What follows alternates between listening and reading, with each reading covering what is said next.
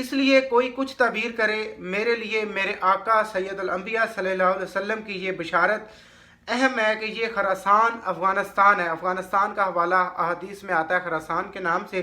یہاں سے کالے جھنڈے نکلیں گے جو اہلیہ بیت المقدس یعنی کہ فلسطین کی طرف آئیں گے اور بیت المقدس میں گاڑ دیے جائیں گے۔ آج وہ کالے جھنڈے افغانستان میں سر بلند ہو چکے ہیں، یقیناً ہمیں طالبان کے وہ کالے جھنڈے نظر آتے ہیں، اور اب وہی حکمت عملی کشمیر میں اپنائی جائے گی، اور یہاں بھی میرے آقا کی بشارت موجود ہے۔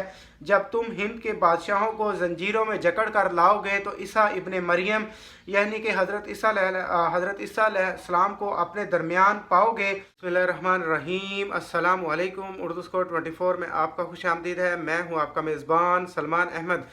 ناظرین، آزاد کشمیر نہیں بلکہ آزاد ہندوستان، یہ اوریہ مقبول جان صاحب نے ایک کالم لکھا تھا۔ اوریہ مقبول جان صاحب یقیناً آپ جانتے ہوں گے بہت بڑے صحافی ہیں پاکستان کے، اور کمشنر بھی رہ چکے ہیں، کمشنر ریٹائرڈ ہے اور نیوز پر پروگرام کرتے ہیں۔ انہوں نے ایک کالم لکھا تھا 2019 میں، آزاد کشمیر نہیں آزاد ہندوستان۔ اس کا چرچہ میں آپ کے ساتھ اس لیے کرنے جا رہا ہوں، اس کی ڈسکشن اس لیے کرنے جا رہا ہوں کہ یہ اس حوالے سے بڑا اہم ہے۔ جب میں نے یہ کالم پڑھا تو اوریہ مقبول جان صاحب کی بہت سی باتیں جو ہیں اس وقت سچ ہوتی دکھائی دے رہی ہیں۔ وہ یقیناً جب میں آپ کے ساتھ شیئر کروں گا تو آپ کو بھی اندازہ ہو جائے گا۔ جو انہوں نے لداخ پر بات کی، جو انہوں نے گلگت بلتستان پر بات کی، جو انہوں نے طالبان کے حوالے سے بات کی، وہ بالکل ابھی ہو بہو بالکل سچ ہے۔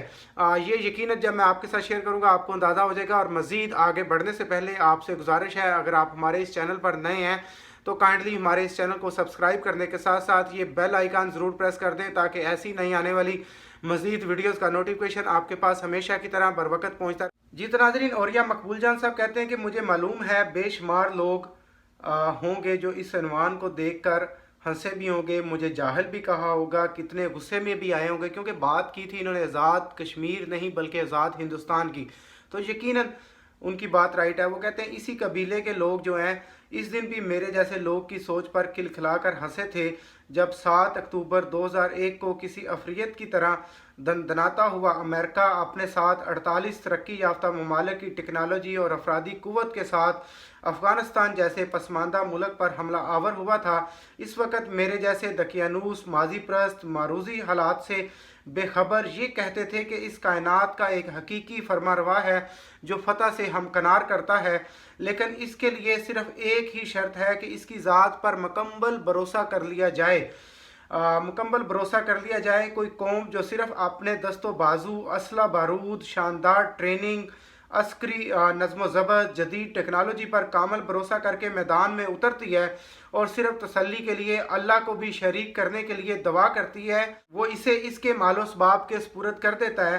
اس کا تو واضح حکم ہے، نکلو اللہ کی راہ میں، ہلکے ہو یا بوجھل۔ یہ حوالہ دے رہے ہیں سورۃ التوبہ کی آیت ہے نمبر 41، اس کا حوالہ دے رہے ہیں۔ آج 18 سال کے بعد وہ تمام تبصرہ نگار اور دفاعی تجزیہ نگار منہ چھپاتے پھر رہے ہیں۔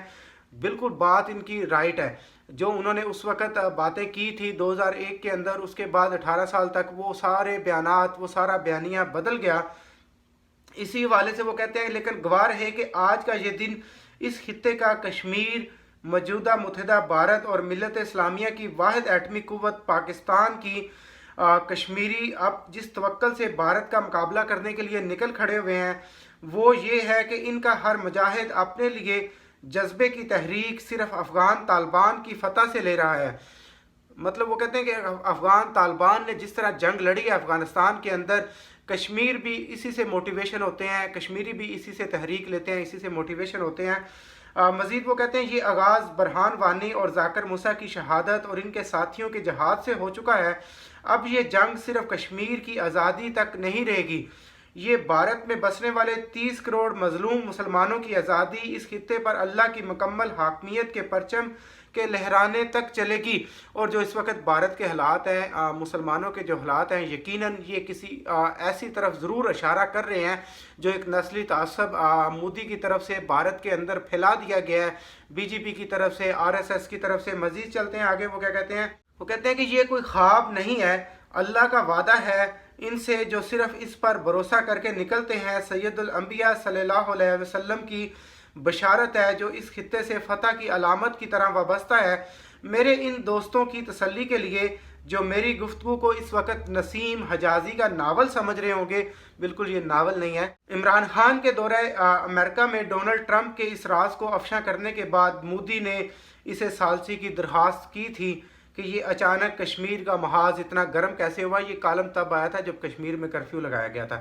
سب سے پہلے line of control per firing شروع ہوئی، پھر وادی میں ایک بہت بڑے آپریشن کی تیاری شروع ہوئی، تمام لاؤ لشکر اسلحہ بارود پہنچا دیا گیا، خوف زدہ کرنے کے لیے کلسٹر بم پھینکے گئے، چاروں جانب دستے مارچ کرنے لگے، سیاحوں کو علاقہ چھوڑنے کا حکم دے دیا گیا، ہسپتالوں میں ایمرجنسی نافذ کر دی گئی، امرناتھ یاتری والوں کو بھی وادی چھوڑنے کا سندیش دے دیا گیا، صدارتی حکم نامے سے آرٹیکل 370 کو ختم کر دیا گیا، اور اب لوک سبھا میں امیت شاہ نے وہ بل بھی پیش کر دیا جس کے تحت آرٹیکل 35A بھی ختم ہو جائے گا اور کشمیر ایک ایسا خطہ بن جائے گا جس میں ہر کوئی جا کر آباد ہو سکے گا۔ مقصد وہی ہے کہ جس طرح اسرائیل نے یہودیوں کو یروشلم میں آباد کیا تھا، فلسطینیوں کو بے دخل کر دیا گیا تھا، ویسا ہی اب کشمیر میں بزور طاقت کیا جائے گا، لیکن یہ اتنا سادہ معاملہ نہیں ہے۔ مزید ان پر ان کی بہت لمبی ڈسکشن ہے، یہ یقیناً پرانے معاملات ہیں، یہ آپ کو سمجھ آگے ہوں گے، اور وہ چلتے ہیں وہ پیشن گوئی کی طرف جو لداخ، گلگت بلتستان اور کشمیر کے معاملے میں ہے۔ باقی اس کالم کا لنک میں آپ کو ڈسکرپشن میں ضرور دے دوں گا، اگر آپ پڑھنا چاہیں تو آپ ضرور پڑھ سکتے ہیں جا کے۔ تو ہم چلتے ہیں جناب اعلیٰ اس کے آخری پیرے کی طرف جو بڑا ہی دلچسپ ہے۔ وہ کہتے ہیں کہ یہ جو اچانک اس محاذ پر گرم جوشی آئی ہے، یہاں معاملات کو ضرور سمجھیے گا تھوڑا باریک بینی سے۔ یہ جو اچانک اس محاذ پر گرم جوشی آئی ہے، یہ ایک عالمی طے شدہ پلان کا حصہ ہے۔ جس طرح 2018 کے اگست میں یہ فیصلہ کیا گیا تھا کہ طالبان پر مکمل قوت سے آخری بار حملہ کر کے انہیں تباہ و برباد کر دیا جائے گا، اور پھر دنیا کے سب سے بڑے غیر ایٹمی بم سمیت سب کچھ استعمال کیا گیا، مطلب ایٹم بم نہیں گرایا گیا، باقی سب کچھ استعمال کیا گیا، لیکن نتیجہ الٹ نکلا۔ ویسے ہی بھارت کو کہا گیا کہ طالبان امریکہ معاہدے ہونے سے پہلے جس طرح ممکن ہو سکے کشمیریوں کی تحریک جو ہے، آزادی کی تحریک، اس کو ختم کر دیا جائے، یہ دبا دیا جائے۔ یہ بھارت کو آرڈر دیا گیا تھا عالمی طاقتوں کی طرف سے کہ طالبان معاہدے سے پہلے یہ کر لیں، لیکن ہوتا نظر نہیں آ رہا۔ عالمی تبصرے یہ ہیں کہ ایسا مشکل ہی نہیں، ناممکن ہے۔ عالمی تبصرے بھی یہی کہتے ہیں اس حوالے سے، کیونکہ اس ایکشن کے بعد کشمیریوں کی آپس میں تھوڑی بہت تقسیم بھی ختم ہو جائے گی، اور اس جہاد کی آگ بھارت میں پھسلنے کا بھی خطرہ ہے، مطلب اس جہاد کی آگ میں بھارت بھی سلپ ہو سکتا ہے۔ ایسا ہی الزام جو ہمیشہ امریکہ لگاتا رہا ہے، پاکستان کی مدد سے ہو رہا ہے افغانستان کے اندر، ایسا ہی الزام بھارت لگائے گا، ویسا ہی الزام لگا کر پاکستان سے کنٹرول لائن پر جنگ کا آغاز ہوگا، اور اس ایٹمی فلیش پوائنٹ کا بہانہ بنا کر اقوام متحدہ اور عالمی برادری اس میں کودے گی، جس کا آخری منظر وہ ہوگا جس کا اشارہ ڈونلڈ ٹرمپ نے دیا ہے کہ وہ ثالثی کرنے کو تیار ہیں۔